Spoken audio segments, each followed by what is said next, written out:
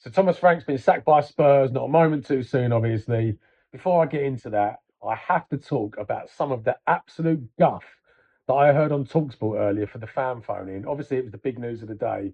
White and Jordan invited Spurs fans to phone in and give their opinion about the direction of the club. And what I heard, I could barely believe my ears, some of the stuff I was hearing.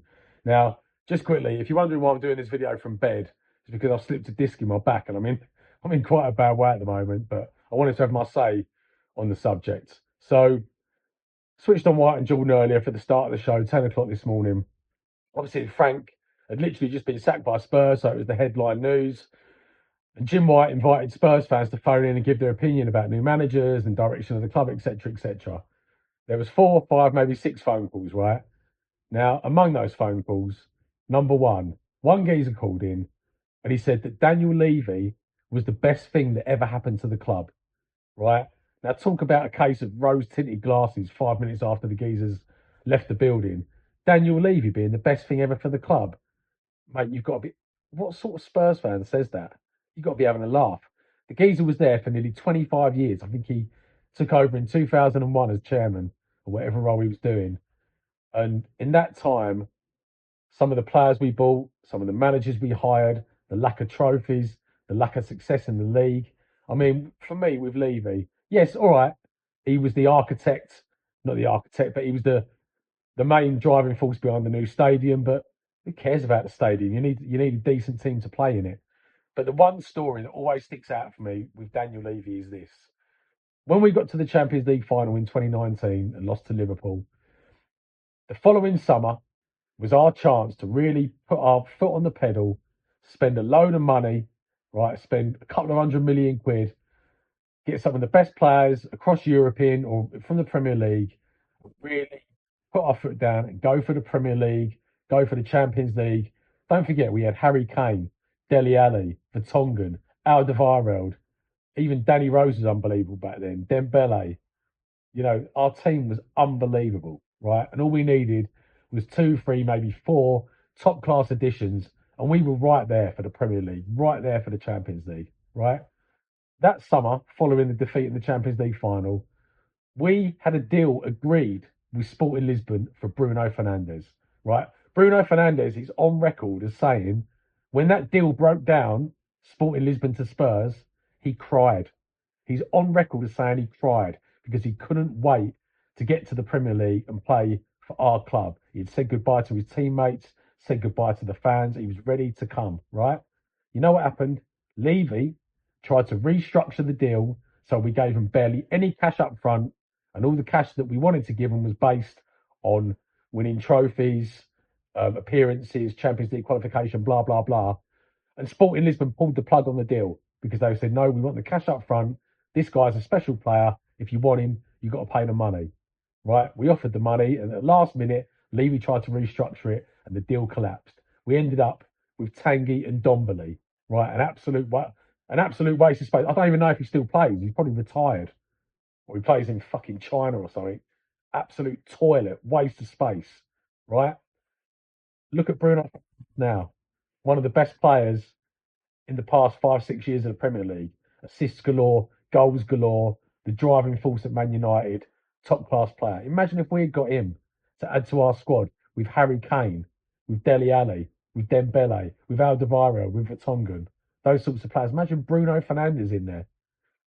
That sums up Daniel Levy for me. All right. So for that Wally that called in earlier and said that he's the best thing that ever happened to the club, get your fucking facts straight, mate. What are you talking about? Secondly, 2 of them called in one after the other saying, and I quote, I hope we get relegated because it will be the best thing to happen to the club because it means we'll get the ball out. Now, mate, you ain't got 2 brain cells to rub together, have you? If we get relegated, do you really think that the people that own the club are going to sell for the massively reduced value? The value of the club goes through the floor if you get relegated. All right? So if you get relegated, the ball ain't selling, mate. All right? Listen, anyway, regardless of what you think would happen if we did get relegated, what Spurs fan in their right mind thinks that relegation is a good thing? You've got to be having a fucking laugh. Sort your head out. What are you talking about? And one of those guys that said he wanted to get relegated because it'd get the ball out. Number one, no, it won't. The second one, he said, I hope we lose every game to the end of the season. You ain't no Spurs fan, mate. What are you talking about? What are you talking about? You fucking head tested. Absolute fucking moron. You know, these people, I know Talksport is all about sensationalism, and obviously they probably have hundreds, maybe thousands of people call in. They get vetted by the producer and they go, right, stick these five waddies on. That's what happens, and I know that. But to think that there's even people amongst our fan base that think like that is a shocker, to be fair. We can't get relegated.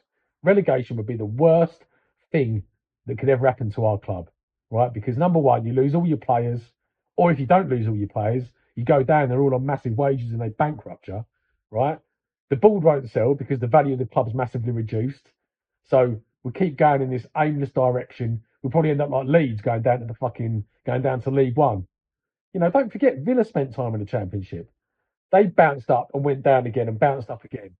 Once you go down, mate, it's not easy coming back, especially when you've got people like like our sporting department, not a board in charge. It's not easy. There's no guarantee we'll bounce back up.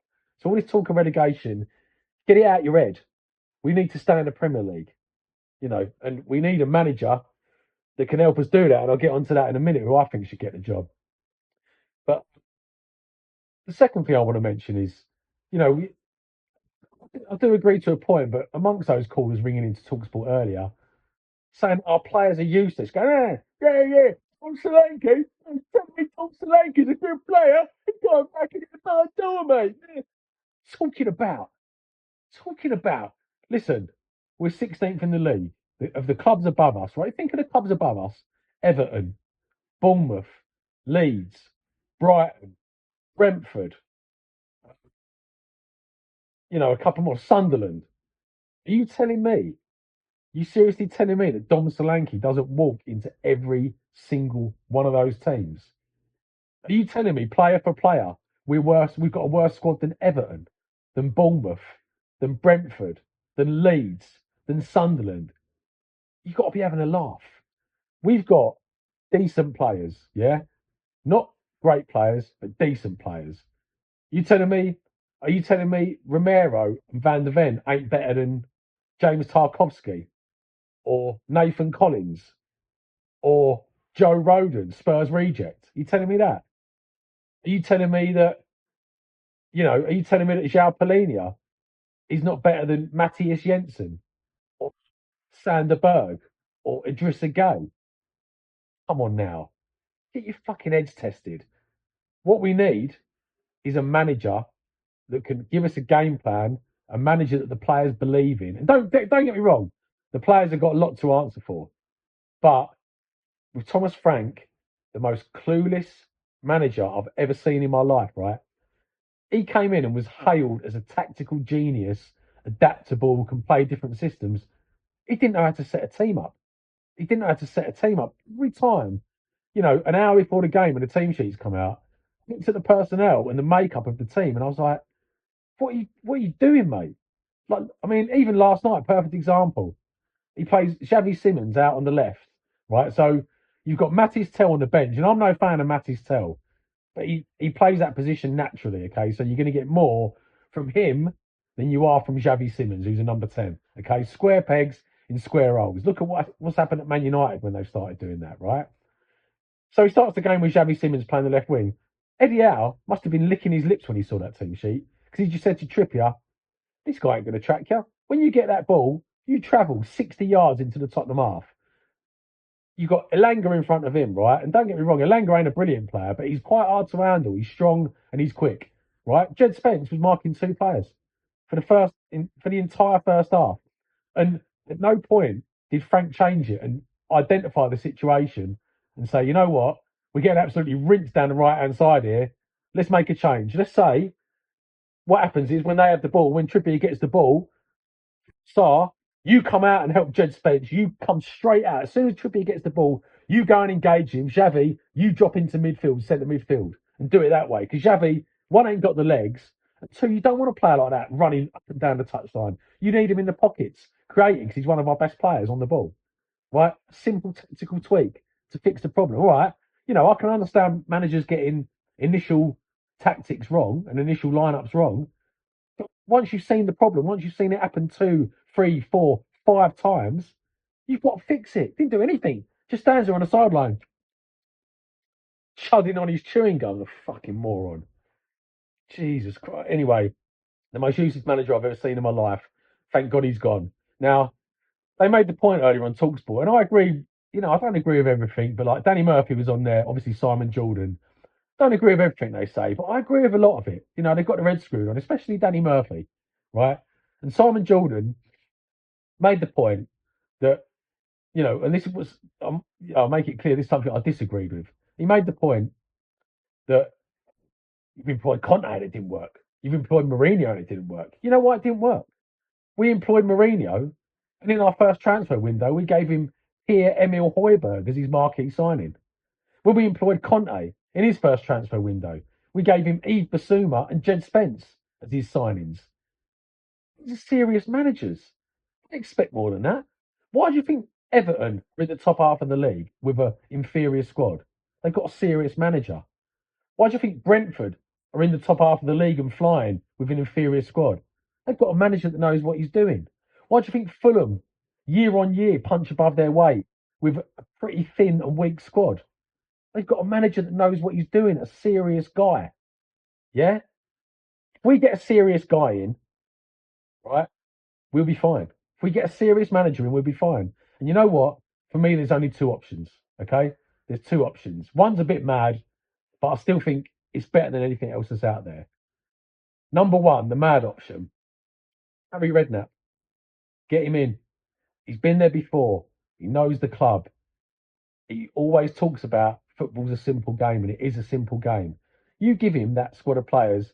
I don't care about all the injuries. Last night, you've got Van der Ven, you've got Spence, you've got Gallagher, you've got Joao Palhinha, you've got Odebear, you've got Dom Solanke, you've got Kolo Muani on the bench, you've got Matisse Tell on the bench, you've got Xavi. You give Harry Redknapp that team, we'd be comfortable, mate. But obviously, that's only a stopgap. And, he's getting on a bit. I think he's nearly 80 now. I think he's 77, 78 or something. But you know what? If there's no one else available, get him in and he'd do it as well. Number two, and I think who's got to be the main target, and again, I couldn't give a fuck about what people say about his demeanour and that. De Zerbi. All day long, De Zerbi. Right? Danny Murphy said on the radio earlier, the last thing you need is a player to sort of overcomplicate things, to give you too much tactics. You need someone that's in a dogfight. I disagree, because these players are capable of playing good football. They've got the ability. They need a serious guy in charge. De Zerbi is a serious guy. He's not likable, and he'll rub people up the wrong way. But you know what? When he gets on that training field and the players see what he's about and see that, understand his knowledge of the game, they'll buy into it. You don't need to like the manager, but you need to respect him, and he earns respect. He'll earn their respect. I think if we can get De Zerbi, he won't last long, because he'll fall out with the ball, because he'll ask for Neymar, and he'll get fucking Fred. You know what I mean? He won't last long, but if we can get him in there for 18 months, 2 years, I think he can carry us right up the league. I think he's a serious manager, and we need a serious manager. We're going to lose a lot of players this summer unless we get someone serious through the door that can sort this fucking mess out. Anyway, that's the end of the video. Drop a comment in. Tell me what you think. Um, yeah, we need to sort this out. Hopefully, my next video won't be from bed, and my back will be better by then. But anyway, come on, you Spurs.